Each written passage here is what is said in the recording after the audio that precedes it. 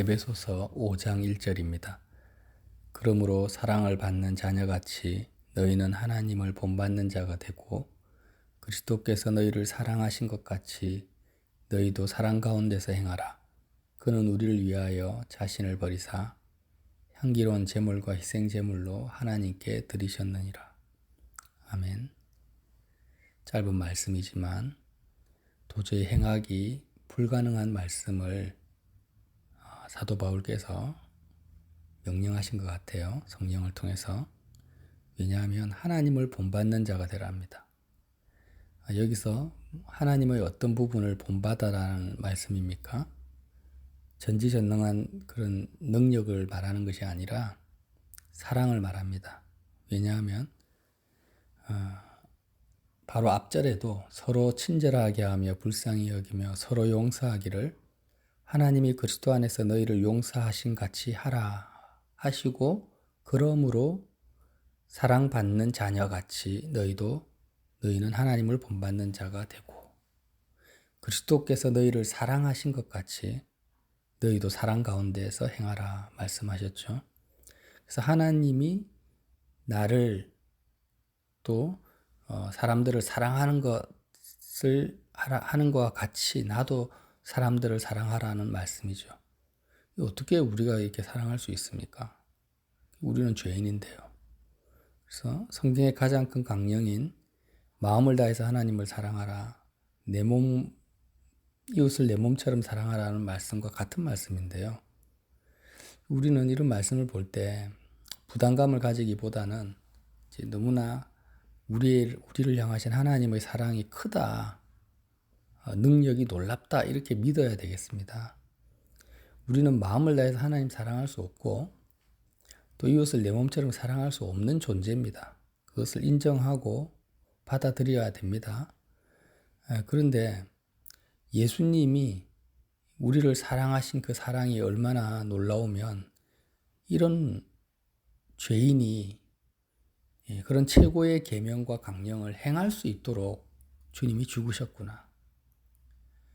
이런 우리가 지옥에 갈 수밖에 없는 우리가 천국에 갈 수 있도록 그런 놀라운 능력과 은혜를 나에게 베푸셨구나. 이렇게 믿으라는 것입니다. 그래서 바울은 불가능한 것을 명령하는 것이 아니라 믿는 자에게, 그리스도 예수 안에 있는 자에게 가능한 말씀을 명령하는 거죠. 사랑 가운데서 행하라. 세상 사람들이 말하는 그 사랑, 이웃 사랑은요, 성경이 말씀하시는 사랑과 너무나 다릅니다. 예수님의 생애만 봐도 그렇죠. 예수님이 모든 인류를 위해서 십자가에서 죽으신 것을 우리는 믿습니다. 그런데 겉으로 드러난 예수님의 삶은요, 모든 인류를 위해서 사는 것 같지가 않아요. 예수님을 따라가는 사람이 있었고, 예수님을 대적하는 사람들이 있었고, 따라가다가 또 배신한 사람도 있습니다. 이제 부처나 다른 성인들은요, 악한 사람이든 착한 사람이든 모든 사람에 대해서 온유하고 다 품어주고 무조건 용서하고 막 그렇게 했는데 주님은 전혀 그렇지 않았습니다. 주님은 바리새인이나 서기관들 향해서 독사의 새끼들이라 하고 성전을 뒤엎으시고 어떻게 보면은 사랑했다기보다는 편을 갈랐다. 내가 화평을 주러 온 것이 아니라 금을 주러 왔다고 할 수 있죠. 그런데 성경은 예수님이 이웃을 내 몸처럼 사랑하신 분이고 마음을 다해서 하나님을 사랑하신 분이라는 거예요. 우리가 학교에서 또 일반적인 사람들이 가르쳤던 그런 사랑하면 뭐가 생각이 납니까? 무조건 관계가 좋아야 됩니다. 무조건 친절해야 되고 다 품어줘야 되고 깊은 교제와 우리 한국 사람 정이 많지 않습니까? 주고받는 것 있어야 되고 인간관계가 돈독해야 되고 그런 게 아니라는 거예요. 이웃사랑을. 예수님이 나를 사랑하신 것 같이 너희도 사랑 가운데서 행하라는 말씀이 그런 한국적 사랑, 인륜적 사랑이 아닙니다. 제자들도 그렇죠. 베드로나 바울도 오순절 성령 강림 이후에 정말 이웃을 내 몸처럼 사랑한 대표적인 하나님의 성도 백성이 아니겠습니까? 그러나 그들의 인생은요, 엄청난 핍박과 환난과 미움과 박해와 쫓김 속에 살았습니다. 근데 이웃을 내 몸처럼 사랑했다고 우리는 인정할 수밖에 없지요. 우리는 어떻습니까? 예수 믿으면은 내 주변에 있는 사람들과 더 많은 관계 속에서 행복하게 많은 인간관계를 맺으면서 살아가는 것이 이웃을 내 몸처럼 사랑하는 것이라는 착각에서 벗어나야 됩니다. 왜 주님의 사랑은 진리이고 다른 살신성인한 것처럼 보이는 다른 이방의 성인들의 사랑은 거짓입니까? 주님은 진리 안에 있었기 때문이죠. 요한복음 8장 14절에 보면은요, 주님이 이렇게 말씀하십니다. 내가 나를 위하여 증언하여도 내 증언은 참되니. 주님이 말씀하시는 증언은 진리라는 거예요. 왜? 그 이유가 뭐냐? 나는 내가 어디서 오며 어디로 가는 것을 알거니와 너희는 내가 어디서 오며 어디로 가는 것을 알지 못하느니라. 너희는 육체를 따라 판단하나 나는 아무도 판단하지 아니하노라. 진리라는 것은 인생은 흐름과 같으니까 인생의 출발점과 도착 지점을 아는 자만이 진리를 이야기할 수 있습니다. 그런데 지구상에 존재하는 어떤 부처나 공자나 그런 살신성인한 소위 고승들도 본인이 어디서부터 왔고 또 죽어서 어디로 가는지를 모르는 자들이었어요. 죽어서 사람들이 가야 될 그곳에 가본 적도 없는 사람들입니다. 근데 어떻게 진리를 말할 수 있습니까?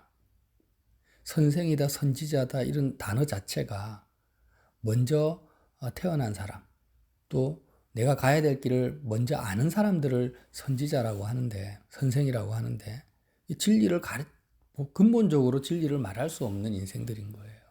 오직 예수님만이 알파와 오메가, 시작과 끝이 되시고, 태초 이전에 계셨고, 또 하늘에서 내려오셔서 사람들이 죽어서 가야 되는 그곳에서부터 오신 분이라는 거죠. 그래서 내가 말하는 것은 진리다. 이런 진리 대신 예수님이 어디로 가야 될지를 아시는 그분을 따라가는 사람들이 바로 제자들이고 예수를 믿는 우리라는 것입니다. 그래서 사랑이라는 것은 반드시 진리 안에서만 가능한 것이 사랑이죠. 예수님을 따라가는 것만이 사랑이라는 것입니다. 여러분, 우리 마음속에 정리를 하나 합시다. 우리는 마음을 다해서 하나님 사랑할 수도 없고, 그럴 능력이 없고, 이웃을 내 몸처럼 사랑할 수가 없습니다. 사랑 자체를 할 수가 없는 거예요, 인생이. 아무리 희생하고 헌신하고 잘해주고 내 것을 내어줘도 진리와 상관이 없었던 인생이기 때문에 사랑을 할 수 없는 존재라는 거예요. 성경이 정언하는 것은. 그런데 이런 우리에게 진리의 빛이 되신, 생명의 빛이 되신 주님이 오셔서 나를 따라오라, 나를 따라와라. 나는 어디로 가는지 안다 하면서 예수님을 따라가려면 어떻게 해야 됩니까? 부모, 형제, 내 목숨까지 미워하지 않으면 내 제자가 될 수 없다고. 이 세상의 모든 인간관계를 다 끊고 나를 따라오라는 것입니다. 다 끊는다라는 것은 사실 일반적인 개념의 사랑과 반대잖아요. 단절이고 교제하지 않는 것이고 모든 관계가 다 끊어지는 것입니다. 그러니까 내가 세속적인 개념으로 사랑을 붙들고 있어서는 주님을 따라갈 수가 없고 결국 뭘 할 수 없다라는 것입니까? 마음을 다해서 하나님도 이웃도 사랑할 수 없는 자가 되는 거예요. 우리의 마음에는요, 그냥 좀 단순무식하게 좀 나 자신 스스로 진리를 붙들어야 되는데 예수님을 따라가는 이 길만이 하나님 사랑, 이웃 사랑을 이룰 수 있는 유일한 길이라는 것을 확 붙들어야 된다는 거예요. 예수님을 따라가는 것이 마음을 다해서 내 몸처럼 이웃을 사랑하는 거라는 거예요. 그런데 겉으로 드러나는 것은 뭐예요? 다 끊어버려요. 예수님과 함께 십자가에서 내가 죽어버리면 우리의 마음 상태가 어떻게 됩니까? 다 단절되어집니다. 내가 오늘 뭘 해야 되겠다. 누구를 찾아가야 되겠다. 하는 모든, 그러니까 일상의 일이 단절된다라는 것이 아니라 내 욕망이 단절되죠. 뭐 하고 싶다. 이랬으면 좋겠다라는 아주 크고 작은 나의 사소한 욕망들이 다 정리되어져 버려요. 십자가 재단에서 다 불태워져 버리고 그냥 예수님 한 분 따라가는 것, 주님께 순종하는 것 외에는 아무 관심도 없고 열정도 없어져 버립니다. 내 마음과 뜻과 힘과 성품 자체가 세상을 향하였던 어떤 그런 크고 작은 힘, 뜻, 성품들이요.